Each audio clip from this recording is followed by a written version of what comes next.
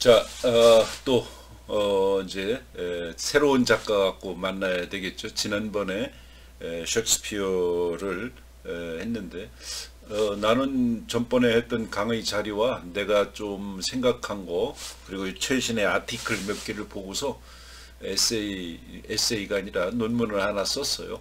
근데 뭐, 그 논문이라는 것이, 셰익스피어는 뭐 수백 년 동안 많은 사람들이 글을 써와서 새로운 것은 없고, 기존의 생각에 내 생각을 조금 덧붙인 거죠. 그래서 셰익스피어에 관련된 논문 한 27페이지 A4 용지로 되는 걸 영어로 써서 이번에 우리 학교 논문집에 내가 발표를 했어요. 12월에 나온다니까 그때 여러분들에게 한번 보여준 걸로 하고, 해미를 하기 전에 셰익스피어 갖고 한번 미국 문학, 영국 문학 다 베이직으로 깔고 알고 있어야 되는 것이니까 셰익스피어에 대한 얘기를 한 3주 했고요. 자, 이제 그래서 이번 주부터 한 3, 4주 남았는데 해미를 이번 주 다음 주 하고 한번 우리 또 언젠가 11월 21일 안 되면 28일은 만나야 되겠지. 28일은 만나서 시험을 본다는 건 좀 그렇고, 중간고사, 기말고사 리포트를 내야 되는데 해미의 노인과 바다를 이번에 자세히 읽고 지난번에 셰익스피어처럼 논문을 내주시기 바랍니다. 아티클 적어도 한 감상문이 아니라 적어도 이제 A4 용지 10페이지 이상 정도 글을 쓰고 한번 해봤으면 좋겠어요. 그래서 조그만 논문이라고 생각하고 해미의 노인과 바다를 읽고 영화도 보고 그 사람에 대한 여러 가지도 글들을 읽고 한번 영어는 아니더라도 한글로 한번 글을 한번 써봤으면 좋겠어요. 그래 해미는 기말고사를 대신하려고 합니다. 그래서 남 거 뺏겨오면 절대 안 되고 여러 가지를 읽고 자기의 생각을 집어넣어서 글을 한번 써보시기 바랍니다. 자, 그래서 리포트는 셰익스피어 걸로 한번 하고 해밍웨이는 기말고사 앞에 주홍 글씨하고 뭐죠? 마크 트웨인의 허클베리 핀 중에 둘 중에 하나는 골라서 리포트가 이제 중간고사 기말고사를 페이퍼로 대신할게요. 조그만한 논문 A4 용지 10장 이상 정도 글을 한번 써봤으면 좋겠어요. 왜냐면 나중에 이게 수업을 어떻게 했는지 증거가 되니까 여러분들이 과제란에 나중에 얘기하겠지만 페이퍼를 과제란에다 꼭 제출을 하셔야 합니다. 그래서 기말고사용으로는 해밍웨이 앞에 두 개 중에 하나는 골라서 중간고사, 그 다음에 셰익스피어는 리포트 점수 이렇게 해서 성적을 주는 걸로 이렇게 하겠습니다. 자, 그래서 강의를 들으면서 이거는 나한테 개인적으로 내면 안 되고 증거가 남아야 되니까 우리 그 이 클래스에 나중에 과제 및 시험 뭐 이렇게 해서 내가 올릴 테니까 그때에 거기에 올려주기 바랍니다. 자, 그 다음에 이제 해밍웨이인데, 자, 해밍웨이 내가 이걸 어제 밤에 요새 그냥 시간이 있는 대로 쭉 쳐놓는데 이것저것 보다가 오늘 원고가 제대로 페이퍼가 내가 한번 다듬어야 되는데 못 다듬었어요. 그래 하면서 천천히 다듬기로 하고 오늘은 25분씩만 잘라서 2번 하고, 하나는 여러분들이 해밍웨이 페이퍼를 오늘은 이 해밍웨이에 대한 전기에 관한 글을 하나 또 내는 걸로 하죠. 리포트로. 그래, 해밍웨이 노인과 바다가 아니라 해밍웨이 삶에 대해서 한번 냈으면 좋겠어요. 예전에 내가 해밍웨이에 대한 글도 쓴 적이 있는데 나는 젊은 날에는 해밍웨이를 참 좋아했어요. 해밍웨이 세계가 마음에 들고 그랬는데 나이를 들다 보니까 해밍웨이가 재미가 없는 거예요. 왜냐, 그 해밍웨이의 남성의 세계라고 할까, 이 해밍웨이의 해밍웨이가 던져주는 그 세계가 좀 단조로운 듯한 느낌이 들어서 한동안 멀리 떠나 있었었는데, 그래도 해밍웨이를 읽어보면 재미있는 건 있어요. 남성답고 뭔가 박력 있고 살아있음을 느끼고 사냥투 뭐 이게 깊이 생각하는 게 없죠. 저 요단강 건너 내세, 저 하나님 천국에 뭐 이런 거는 없고 저 내세가 없어요. 여기 우리 이생만 있는 거죠. 그래서 싸우고 낚시하고 섹스하고 뭐 이런 현실적인 세계가 해밍웨이의 세계라고 볼 수 있어요. 자, 그런 것들이 가장 잘 나타난 것이 오늘 우리 이번에 하려고 하는 노인과 바다가 아닌가 싶습니다. 그래서 무기여자리거라, 또 뭐 있죠? 가진 자와 사자와 나자, 가진 자와 못 가진 자, 또 태양은 또다시 떠오른다. 뭐 여러 가지 작품들이 있죠. 한 4작품은 꼭 읽어야 되지 않을까 싶어요. 그래서 해밍웨이 세계를 4작품하고, 이 사람은 단편도 굉장히 많아. 한 70편 정도 되지 않나 싶은 생각이 들어요. 단편도 굉장히 많아서 이 사람의 진수는 어떻게 보면 단편에 또 있는지도 모르겠어요. 그러니까 원래는 이 사람은 시도 썼죠. 신문 기자를 하면서 시도 쓰고 단편도 잘 써서 처음에는 단편과 시를 쓰면서 뭔가를 보여주려고 했는데 그게 여의치 않아서 이제 장편으로 올라갔다고 볼 수 있죠. 나중에 뭐 퓰리처상도 받았고 노벨문학상도 받았는데, 결혼도 4번인가 했죠. 그죠? 결혼도 4번인가 하고, 저 키웨스트, 저 미국의 플로리다에서 밑으로 한 차를 몰고 4시간 정도 가면 키웨스트라는 곳이 있어요. 거기에서 말년은 또 살다가 쿠바 있는데 아바나에 가서 또 좀 살고 그랬었죠. 자, 어떻게 보면 뭐 역마살이 낀 아주 자기 스타일대로 산 사람이라고 볼 수 있어요. 그리고 이 사람은 또 아프리카 사파리 여행도 2번씩이나 떠나고, 비행기 타다가 비행기가 또 추락을 해가지고 목도 부러지고 뭐 거의 살아있지만 몸만 살아있는. 그래서 나중에는 해밍웨이가 그랬어요. 자기가 죽을 때쯤 돼서는 나는 걸어다니는 종합병원이다, 이런 얘기를 할 정도로 굉장히 몸도 많이 아팠고 그랬던 것 같아요.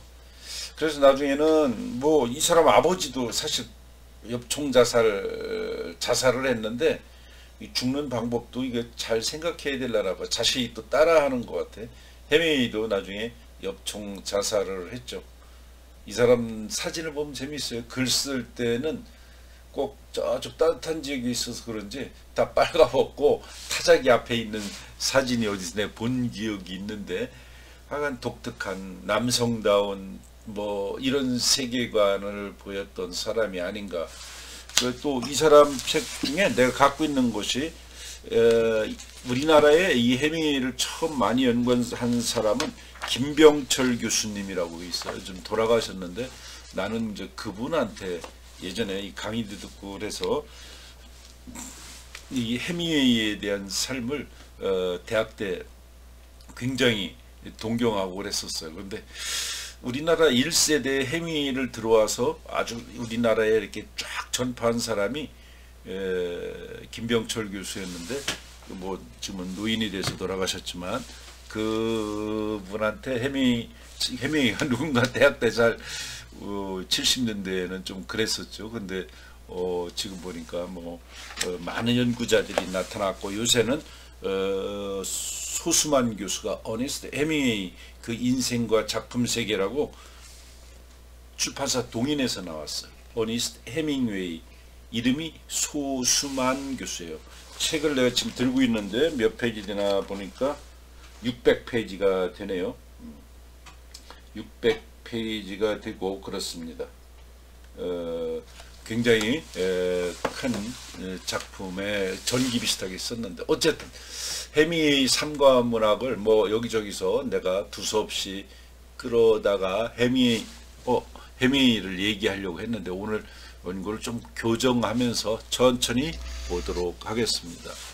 자, 해미의 삶과 문학인데 노인과 바다, 이거는 뭐 여러 번 얘기했지만 여기 안 쳤는데 요거를 쳐야 되겠죠. 노인 작품은 항상 이렇게 한글로 된 거는 이렇게 한다. 영어는 이태릭체로 써도 돼요. 이렇게 해도 되고. 해미의 삶과 문학 노인과 바다. 해미는 누구냐? 이런 걸 한번 우리가 공부해 볼 수 있죠. 해미 누구인가? 자, 해밍웨이는 지금 누구인가? 내가 이제까지 얘기했죠. 이런 사람이다.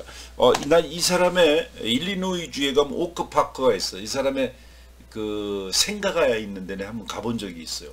일리노이에 갔다가 해밍웨이 오크 파크가 그 사람이 태어난 곳인데, 어쨌든 해밍웨이 뭐 대학도 안 다녔죠. 그 전쟁터를 막 전쟁만 나면 쫓아다니는 이런 사람이죠.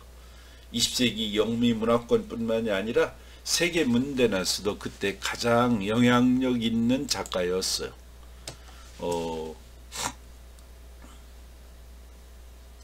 해미웨이의 극적인 삶은 그의 작품만큼이나 드라마틱하다. 아까 얘기했죠. 비행기에서 사실 한 번도 어려운데 2번 추락을 하고, 그 키웨스트에 가 살고, 키웨스트는 플로리다 저 밑에 4시간 정도에 있는 거리라고 그랬죠. 근데 나도 가보고 싶었어요. 그래서 2번 시도했는데 나는 거기에 갈 운명이 못 됐는가 봐. 한 번 가려고 했는데 출발을 했죠. 그래서 시카고에서부터 플로리다까지 가는데 이틀을 거쳐 차를 몰면서 교수님들하고 갔는데 그때 태풍처럼 뭐 그 사이클론 비슷하게 올라오는 거 있죠. 허리케인이 올라와 가지고 안 된다고 그래서 늦여름에 갑자기 늦여름에는 안 오는데 허리케인이 와서 포기했던 적이 있고, 또 한 번은 우리 졸업생들을 만나서 가기로 했는데 우리 졸업생들이 흑인하고 싸워가지고 문제가 생겨서 가다가 포기했던 적이 있어요. 근데 마이애미 그쪽에서 차 타고 4시간까지 키웨스트까지 다 다리로 연결되어 있는데 한 3, 4시에 출발해서 저녁 때 도착할 때 가보면 아주 그 보랏빛 바다가 아주 환상적인 곳이 키웨스트예요. 그래서 한번 여러분들도 시간 되면 먼 훗날 한번 가봤으면 좋겠어요. 자, 그런 곳에 가서 살기도 했는데 그 키웨스트에는 원숭이도 많다고 하고, 가서 보면 해밍웨이가 있었던 곳 뭐 이런 곳에 지금도 관광지가 되어 있는 곳이 키웨스트라는 곳에 한번 여러분들 지도에서 한번 찾아보시기 바랍니다. 키웨스트가 어디에 있는지. 자, 그는 1899년 7월 21일 의사 집안에서 6자녀 중 둘째로 일리노이주 오크파크에서 출생했다고 그랬죠. 한번 여기도 기회 되면 한번 가보세요. 그는 작가에게 가장 좋은 훈련은 불행한 유년 시절이라는 말을 했어요. 근데 내가 보기에는 뭐 아버지는 의사였고 엄마는 성악가였고 그랬는데 그렇게 불행했을까 하는 생각은 글쎄요. 자기 말이니까 좀 엄살 같은 말이 아닐까. 엄마 여기 써놨네요. 부유한 집안의 아들이었다라고 볼 수 있겠죠. 그죠? 그리고 어머니와의 갈등은 좀 있었어요. 어머니하고의 갈등은 좀 있었고, 오크파크에서 그 동네에서도 좀 잘 적응을 못했던 것 같아요. 동네 사람들을 별로 좋아하지 않았어요. 그 오크파크에서 저항을 느끼고, 그래서 2번이나 집을 가출해요. 왜? 집에서 어머니하고 갈등도 있고 또 동네 사람들하고도 갈등이 정을 못 느껴서 다시 안 오겠다 라고 가출을 한 거죠. 마을에서도 적응을 못했다. 1917년인가요? 오크파크 고등학교를 졸업하고 군대에 지원을 했다. 그때가 뭐 전쟁 때니까 세계대전. 고등학교 시절 그랬는데 굉장히 그 군대에 가고 싶었었는데 이 사람이 또 권투 선수도 했잖아요. 그래서 고등학교 시절 권투 연습 중 다친 눈의 시력 때문에 군대 입대가 거부됐어요. 가려고 그랬는데 못 갔지. 캔자스 시티 스타지, 이 잡지 이름이에요. 그 스타지의 수습 기자로 캔자스 시티에 가서 기자 노릇을, 잡지사의 기자, 수습 기자로 일을 했고, 또 1918년 적십자사의 앰뷸런스 운전사로 이탈리아에 갔다. 그러니까 전쟁을 못 가게, 군대를 못 가게 되니까 앰뷸런스 운전사라도 해서 가려고 했었던 그런 작가였죠. 18년 7월 포살타 디 피아브라는 그 이탈리아에서, 그런 동네 이름이죠. 피아브에서 박격 폭탄 및 기관총 소사에 의해 두 다리에 중상을 입었어요. 중상을 입었습니다. 근데 237개의 그 산탄이, 그 총알이 막 공기총알 팍 터지잖아요. 그러니까 온몸에 237개의 산탄이 박혔는데 그거 제거 수술을 했죠. 그런데 이 수술로 인해서 나중에 굉장히 고생을 했어요. 이건 무기여자리 거라 이런 데 보면 그런 게 나와 있잖아요. 수술을 하면서 에그니스 본 쿨스키라는 미국 간호사와 또 사랑을 하게 되죠. 무기여자리 거라에 보면 이런 게 많이 나오잖아요. 에그니스 본 쿨키스라는 자기를 극진히 사랑했던 미국 간호사와 사랑을 하게 됐고, 이 여성과의 만남은 해미 문학에서 아주 절대적인 영향을 끼치게 된다고 볼 수 있어요. 그러니까 자기가 죽을 것 같고 230개의 뭐 온몸에 산탄 총알이 박혀 있는데, 뭐 죽기 아니면 살기의 그런 절박한 순간에 이 여자의 도움으로 살아났으니까 그 간호사야, 의사도 그렇지만 옆에서 따뜻하게 간호해주는 여자에게 사랑을 느꼈겠죠. 그래서 결혼을 했어요. 여자에게는 불행일 수도 있죠. 1919년 휴전 후 귀국하여 요양을 떠나게 되죠. 그래서 몸을 추스리고 20년에서 24년 요 사이, 20년에서 24년 캐나다 토론토 스타지, 아까의 스타지, 토론토 스타 위클리지의 기자 겸 해외 특파원이 또 되죠. 그래서 특파원이 돼서 시카고에서 지내게 됐는데, 시카고에서 쇼드 앤더슨이라는 작가가 있어요. 뭐 여기 쇼드 앤더슨, 또 숏 앤더슨이라고 그랬는데, 이 사람은 또 유명한 사람이에요. 이 사람의 와인즈버그 오하이오라는 유명한 그 옴니버스식으로 쓴 소설을 쓴 사람이죠. 와인즈버그 오하이오. 한번 여러분들 우리 채연이는 기억할 수 있죠. 와인즈버그 오하이오. 이런 15편인가의 단편이 모여서 하나의 장편이 되는 소설, 이게 와인즈버그 오하이오인데, 숏 앤더슨이 이 책을 썼는데 그 시대의 아주 대표적인 작가예요. 이 숏 앤더슨과 교류도 했다. 그 다음 1921년 이제 이 여자하고 또 헤어져 가지고 21년은 헤들리 리처드슨과 결혼을 해서 파리로 또 이주를 하게 돼요.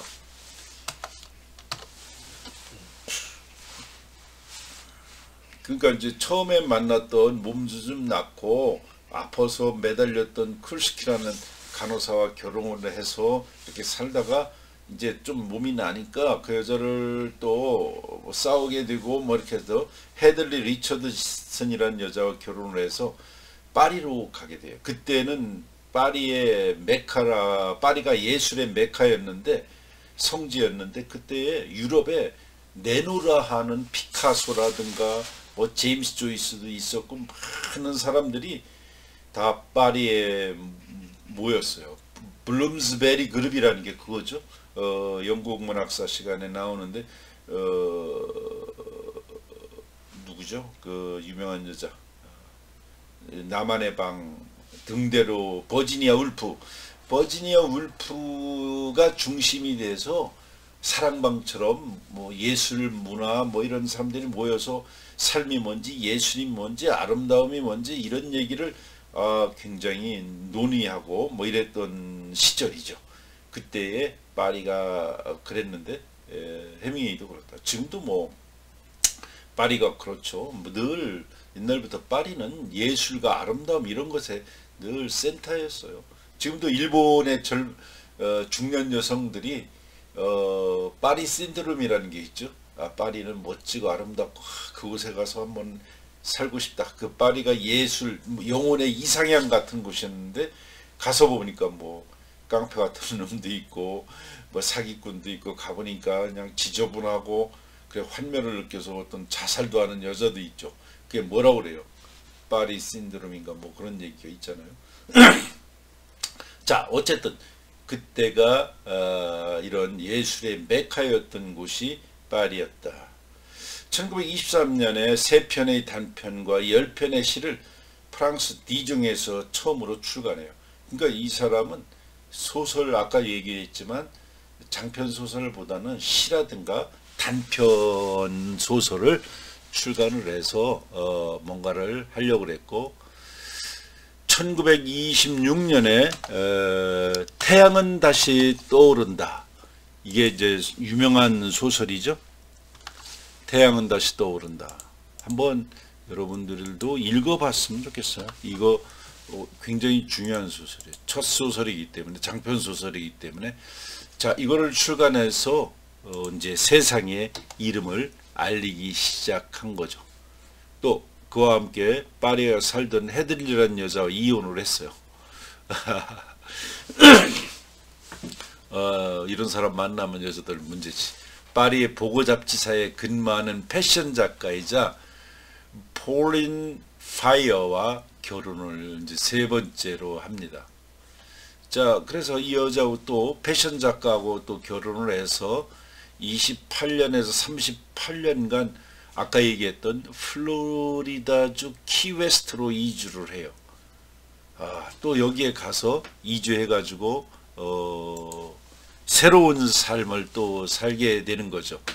저 아바나 저쪽 그쪽에 어떤 그 멋진 바다와 함께 낚시와 함께 자연과 어울리는 삶을 살게 되는 거예요.